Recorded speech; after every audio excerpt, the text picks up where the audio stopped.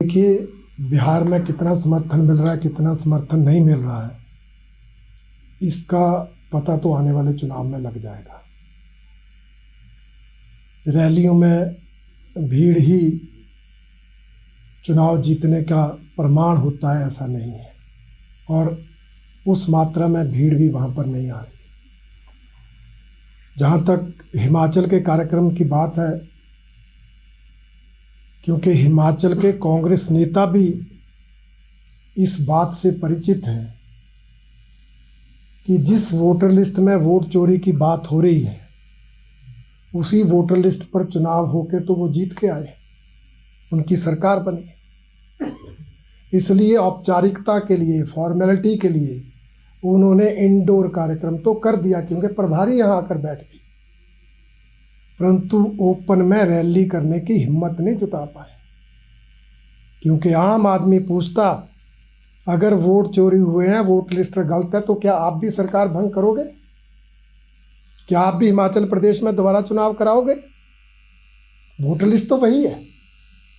इसलिए वो एक औपचारिकता उन्होंने निभाई, और उस औपचारिकता में भी गुटबाजी कितनी मुखर हुई वो भी आप सब लोगों ने देखा। इसलिए मैं उस मुद्दे पर ज़्यादा बात नहीं करना चाहता। आज का मुद्दा यही है कि कांग्रेस, आरजेडी और अन्य विपक्षी दल के लोगों ने इस देश में प्रधानमंत्री समेत संवैधानिक संस्थाओं का अपमान किया है, सेना का अपमान किया है। देश की जनता इस बात को सहन नहीं करती, और आने वाले समय में जो भी चुनाव आएंगे, जिस भी प्रदेश में चुनाव आएंगे, कांग्रेस और अन्य विपक्षी दलों को इसका जवाब देश की जनता देगी। हम मानते हैं बिहार की जनता, जिसने समय समय पर देश की राजनीति को दिशा दी है, क्योंकि उस प्रदेश में आचार्य चाणक्य जी जैसे नीति निर्धारक हुए, विश्व गुरु बुद्ध जैसे वहाँ पर प्रकट हुए। इसलिए जयप्रकाश जी के आंदोलन के कारण 1977 में इस देश को उस दिशा जो है वो उस बिहार ने दी थी। इसलिए उस बिहार की जनता इस अधिकार यात्रा के दौरान उन नेताओं की गतिविधियों को, उनकी भाषा को, उनके व्यवहार को बड़ी बारीकी से देख रही है, और समय आने पर उसका जवाब देगी। भारतीय जनता पार्टी ने इस मुद्दे पर पूरे देश में आज प्रदेश मुख्यालयों पर धरने प्रदर्शन आयोजित करने का कार्यक्रम बनाया था। हमारे हिमाचल प्रदेश भारतीय जनता पार्टी ने भी शिमला में तारघर के पास डीसी ऑफिस के सामने प्रदर्शन का कार्यक्रम रखा था।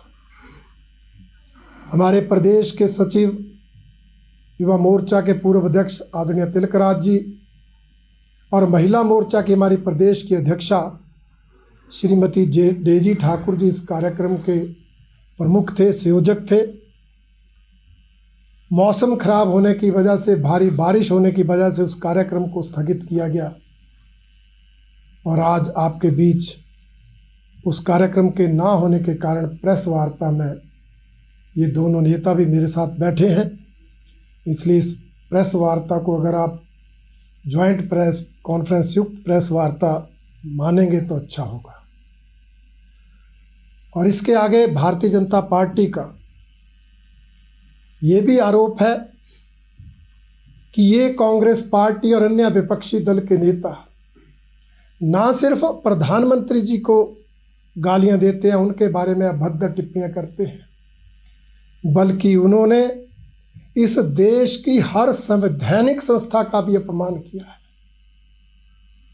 ये नेता ना तो सुप्रीम कोर्ट की मान मर्यादा करते हैं, ना चुनाव आयोग जैसी संस्था का मान सम्मान करते हैं, और सीबीआई और ईडी की तो हमेशा ही गालियां देते हैं। संविधान का सम्मान करने की बातें करने वाले ये नेता व्यवहार में किस तरह से संविधान की धज्जियां उड़ा रहे हैं, किस तरह से संवैधानिक संस्थाओं का शरेआम अपमान कर रहे हैं, ये सारा देश देख रहा है। इसलिए इनका संविधान के मान सम्मान की बातें करना ये मात्र दिखावा है। ये जो संवैधानिक संस्थाओं की मर्यादाओं को ठेस पहुंचा रहे हैं, उसका जवाब भी आने वाले समय में देश की जनता इनको देगी। नई चीज़ कोई आती है उस पर अपने विचार रखना अलग बात है, परंतु अगर आप ये कहें तो उसमें अगर हमारे लोगों ने ये बात कही तो कांग्रेस के लोग लाए ना ईवीएम, आज वही लोग बोल रहे हैं। तो इसलिए इसका कोई औचित्य नहीं है। ईवीएम से ही कांग्रेस भी जीती है, ईवीएम से भी भारतीय जनता पार्टी जीत रही है, परंतु हमारा कहना है हम चुनाव नहीं जीतते तो हम आत्मचिंतन करते हैं कि हमारी पार्टी में कहाँ कमी रही, हम कहाँ जनता को समझाने में विफल रहे, हम अपने मुद्दों को जनता तक ले जाने में कहाँ नाकाम हुए। परंतु कांग्रेस के लोग जब हारते हैं वो आत्मचिंतन नहीं करते, वो ये नहीं सोचते कि उनकी पार्टी में कमी कहाँ रही, उन्होंने कौन से मुद्दे उठाने चाहिए थे, कौन से नहीं उठाए। वो ईवीएम पर, चुनाव आयोग पर ठीकरा फोड़कर अपने आप को सही साबित करती है। इसलिए कांग्रेस की ये दुर्दशा हो रही है। जैसे ये प्रेस वार्ता इसी मुद्दे को लेकर है। निश्चित रूप से आपदा हमारे प्रदेश का ज्वलंत मुद्दा है और हमने अपना दृष्टिकोण विधानसभा के मानसून सत्र में विस्तृत रूप से रखा है। ये ठीक है, आपदा किसी को पूछ कर नहीं आती, किसी को बता कर नहीं आती,